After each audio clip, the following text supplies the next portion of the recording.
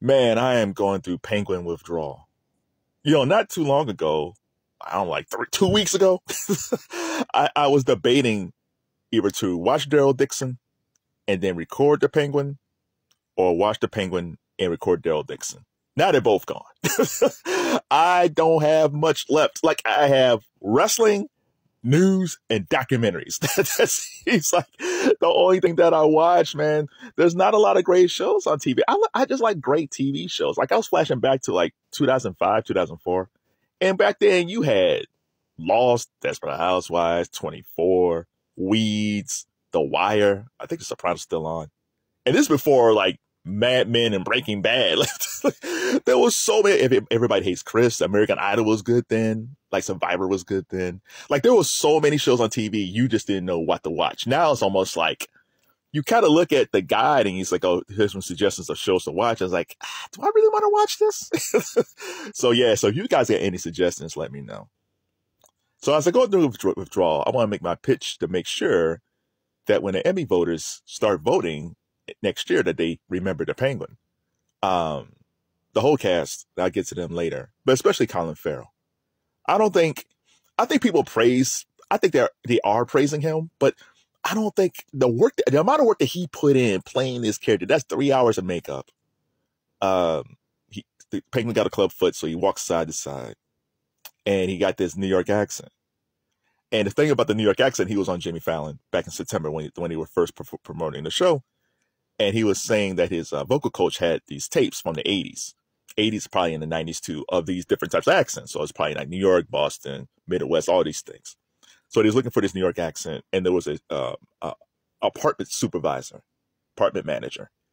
And Colin said, there's one word that stood out, because the guy said, gefilte fish. And Colin was like, that's it. That's the voice. And he said he doesn't know what it is, but when he said that word, it just connected with him. He said, that's the voice of Oz. And I think he said when he's playing Penguin, and when on Colin's True Irish Brogue comes out, his vocal coach would say, gefilte fish. And it will snap him back into character like, yo, Sofia, the Falcone family. It almost has a DMX feel to it. Like, X kind of talks like this, he's on Yonkers. But yeah, Oz, Cobb, Vic. Yeah, man. But that dude, man, he is not Colin Farrell anymore. Like, there's a point at the end of the series where it was like real emotional. It's like, okay, that's Colin Farrell. But he totally disappears. Like, Milioti, I guess, was also on Fallon back in September. And I didn't see it because I didn't know who she was back then. But I saw a clip on YouTube, and she said the same thing. She said, I was used to just working with Oz Cobb. Like, yeah, it's Colin, but I get most likely Colin probably stayed in character. I was working across Oz the whole time.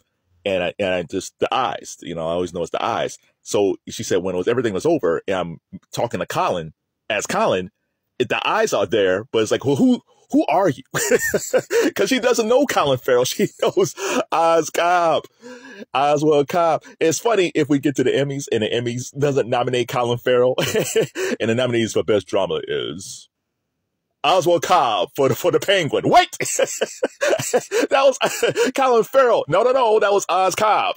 That's the real actor. No, but man, Colin, this is probably the role of his life. And he loves the role. And again, he got irritable at the end because of the makeup, and Oz is a dark character. So, I think he needed time to get away from the character. Colin will be in the Batman 2 and the Batman 3.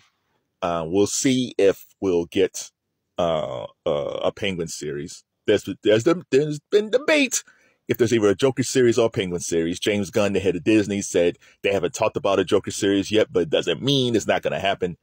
And Matt Reeves, the director of the Batman and the Batman 2 and the Batman 3, has said they have early discussions about doing a Penguin season 2.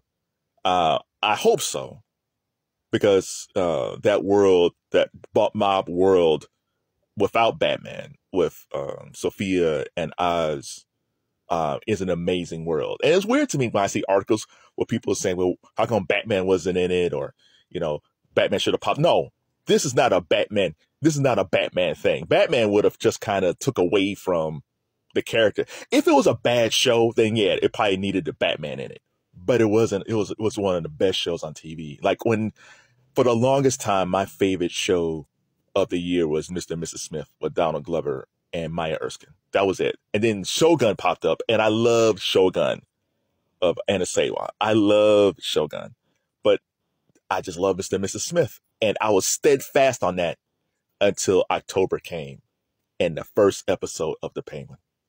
That first episode of The Penguin, I was hooked, and it kept on getting better and better. Like, I love WandaVision. My love for WandaVision is forever. But when I got to the final episode wasn't as good to me as the previous episodes. But that's not The Penguin. The way that show ended, you was like, man, like, I want more of this. And also the cast, right? So I talk about my love for Cristin Milioti as Sofia Falcone Gigante. She is destined to be nominated for Best Actress, right? So, I mean, I don't even need to talk about her anymore. She's just great.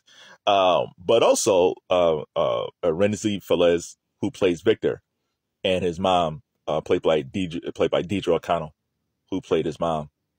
When they first popped up in episode 1, I just thought they were secondary characters that I wouldn't care about.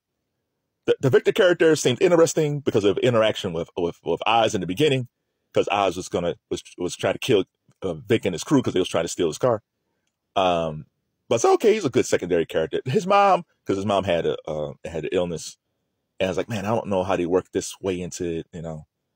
But man, by the end of episode 8, I can't even envision how that show would have been without Victor and his mom in episode 8. You take them out of that episode, it's not the same episode anymore. It's not the same episode anymore. So I hope they also get nominated. But even look at the whole Falcone family. The whole Falcone family. Those first, 4 episodes? 5 episodes, 6 episodes, they're around. Man, like, none of them will get nominated for an Emmy, I don't think. But man, their performance was great too. Like, whoever was the casting director, you know, I don't know if there's an Oscar for casting directors or award shows for casting directors, but whoever casted that show was pitch perfect. Even the little kid, I think his kid's name is Ryder Allen, I think, who played Little Oz. Little Oz in the flashback then popped up to like episode 7, I think. Man, it's like they took that little kid from like the 1950s and plucked him into 2024 or whatever year this universe is in. It's like he talked to his mother. It's like, just believe in me, Ma. I'm going to give you the world. Just believe in me, Ma. I was like, oh, he's a sweet kid. Yeah, and he's the devil. This little kid, he's so sweet, but it's like, oh my God, but he's like the omen at the same time. What do you do if you have a kid that you just love?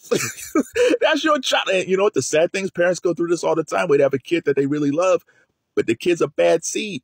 But the kid looks at you like this. Please, Ma. It's like, oh. But we can't toss him away.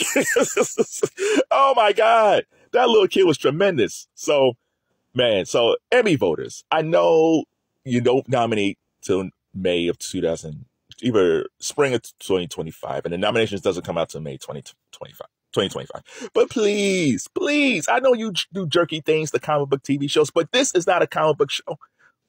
Batman doesn't even show up in it. This is a mob show. Just like you guys love The Sopranos, it's that same type of show. It's basically The Sopranos, man. Take a watch it. Colin Farrell deserves an Emmy nomination. Cristin Milioti deserves it. The whole cast deserves it. The directing, the show running. It's a fantastic show. And in a month where I was really disappointed in Joker 2, the Penguin reminded me that you can take a comic story and make great characters and great writing. It's still possible. I knew when the critical drinker, who's been critical of everything lately, when he said he recommends the show, I said, okay, that's greatness right there, because he hasn't liked anything lately. So what are your thoughts of Penguin? Colin, Sophia, the rest of the cast, what do you think about writing? Give me some, I'm looking for a show to watch over the holiday season, so give me some ideas. No Hallmark shows. No disrespect, but I need gritty dramas where guys say Gefilte Fish and Sophia and the Falcones. I need great writing, man. So help me out. Penguin for life.